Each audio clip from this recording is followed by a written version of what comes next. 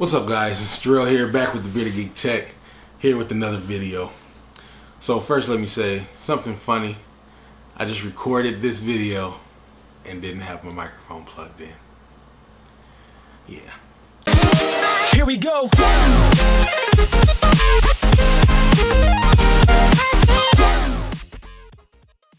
So the video is about the new iPhone 7 announcement from Apple last week. Just going to tell you guys some of the changes, my opinions on some of those changes, and what I think about the iPhone 7. Things first, the design change. It was poop. They didn't make any design changes. The things that can be considered design changes is they no longer have that antenna bar across the back. So instead, it stops on the sides. So your back is one flat color, no grooves except for the Apple logo. It's the only change.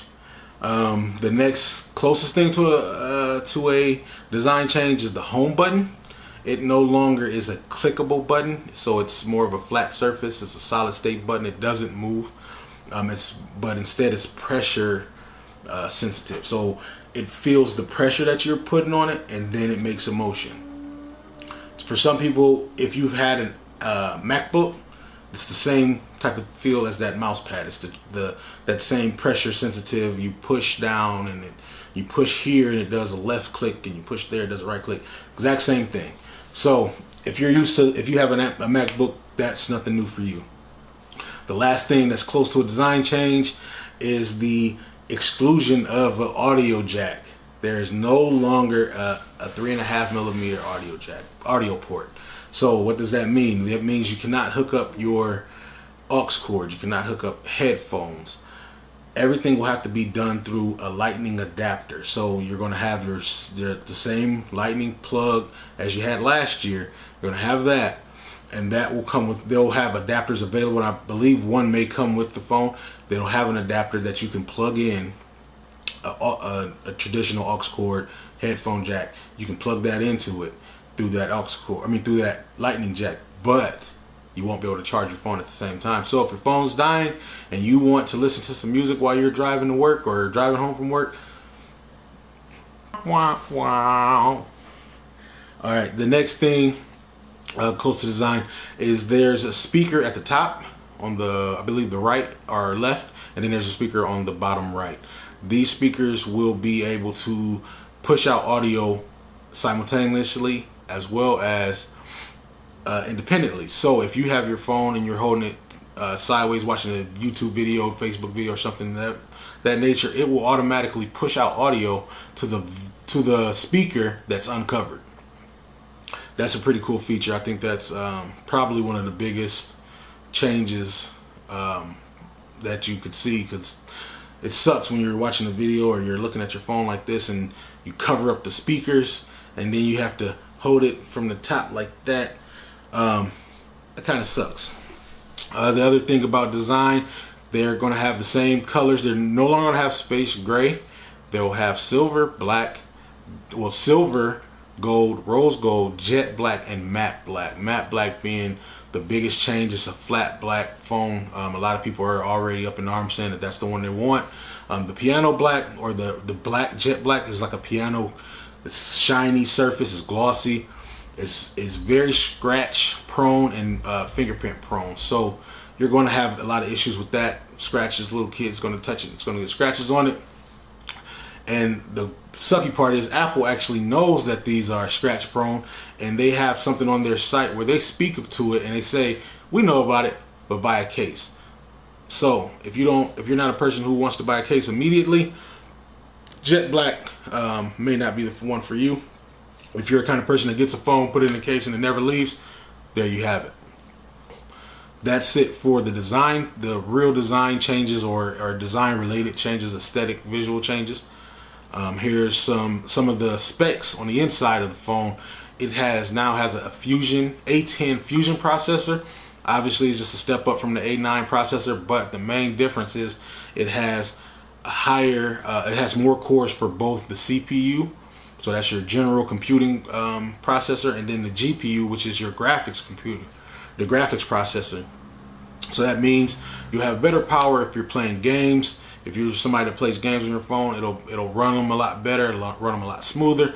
But the biggest difference is it has the ability to drop off cores. So if it doesn't need all the power, it'll turn off the cores of the processor. That means higher battery life, allegedly. For those people who are always reaching for somebody else's charger, that news is for you. One of the main accessories that's new for the iPhone 7 is the AirPods. So you're going to have the earpods that normally come with your iPhone. You still get those there, but they'll have the lightning adapter, so you'll plug it into the lightning port. But now they're going to offer for $160 a wireless solution. So these are little AirPods that look just like the earpods without wires. They look like the old school Bluetooth. They come down your ear a little bit. Pretty revolutionary look, you know. But they're at $160 for some wireless earphones that aren't connected. So they're not connected in any sort of way. They're going to get lost. I know I would lose them. So, but they are going to be able to be connected to your phone by simply opening the case and holding your phone next to that case. So you're not going to have to do a whole bunch of tinkering with anything. Just open up that case, hold it next to each other, and voila, it's connected. Another big step up is now waterproof. A lot of people will argue that last year's model was also waterproof, but this year's model, the iPhone 7 and iPhone 7 Plus, they're actually waterproof. They are certified. Take it in the shower with you. You can go swimming, take pictures underwater, things like that. One of the biggest changes to me and one of the coolest changes to me is the addition of a second camera. Well, first let me tell you, both cameras, the front and the back on both phones, are upgraded. There's a 12 megapixel camera on the back and a 7 megapixel camera on the front. So if you like to take selfies, if you like to use your front camera a lot, that's for you. That's going to be a huge upgrade on your selfie game. Now, if you are a person who wants to get better shots out of your camera on the rear camera, iPhone 7 Plus will have 2 lenses. And what that means is that if you take a picture with your regular lens and then you tap the screen twice, it'll switch to a second lens. The second lens is twice the size of the lens of the first lens. So the thing about it is with that lens being so much bigger, you can capture more of your subject as well as what's behind your subject, and with a lot higher resolution. So if you've ever tried to take a close-up picture or a far picture and you zoomed in, it looks terrible. This second lens actually has 2x optical zoom, so that's pretty good for a cell phone camera to have 2x optical zoom. So you'll be able to get a better picture of something a little bit further away and have a good quality picture and not have to worry about a lot. There is actually talks of a software update that will allow you to take a picture of a person, for example, in front of a building, and then you'll be able to blur that building out a little bit. So for those people who are familiar with photography, that's the f-stop. It'll have a better f-stop possibly in the future. It was rumored that will be something that's going to be included in the software. So those are some of the bigger changes that I've seen and that I caught from the live event. Now, in the comments, tell me if you're going to get an iPhone, if you're going to get the new iPhone, or if you're going to get the Note 7 after it's done blowing up in people's pockets. My opinion, I'm an Android guy, so I'm going to get the Note 7 after that recall is figured out. But if you like, a lot of people ask, oh, well, is Android is better than iPhone? iPhone is better than Android. Honestly, it's all about preference. There's things about the iPhone. I've used one for a few months. There's things that I did not like, that I absolutely could not stand, and which is why I switched back to Android.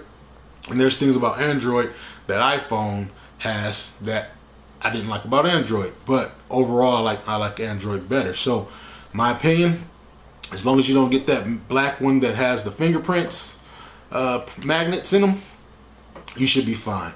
If you like Android, get Android. If you like Android, don't get Apple. That's it for me, guys. Let me know down in the comments if you're going to pick up an iPhone 7. Which color are you thinking about getting? The gold, rose gold, silver, jet black, or matte black? And also the pricing. So 256 gig iPhone 7 Plus will be around $1,000. So that's a pretty hefty premium to pay for your phone. But I know that there's a lot of iPhone, Apple faithful out there that won't think twice about paying that much for their phone. Let me know in the comments what you guys will get. Make sure you subscribe. Definitely drop me a like if you like the video.